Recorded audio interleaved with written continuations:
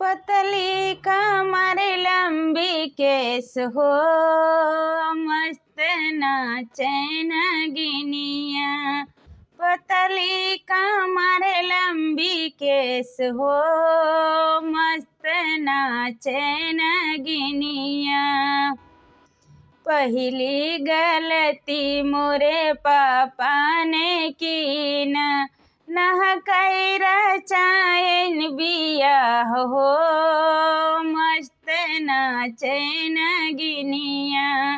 नहकई रचायन बियाह हो, मस्त नाचे नगिनिया। पतली कमर लंबी केस हो, मस्त नाचे नगिनिया।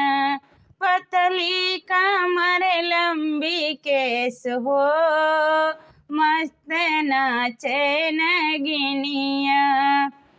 दूसरी गलती मोरे ससुरु ने की न, नहकई गवन लई आए हो, मस्त नाचे नगिनिया।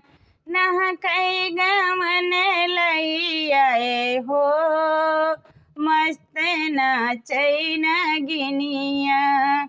पतली कमर लंबी केस हो, मस्त नाचे नगिनिया।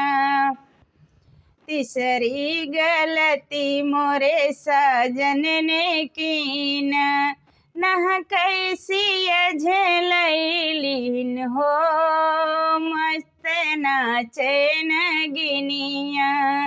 नहकई होरी ललैलीन हो, मस्त नाचे नगिनिया।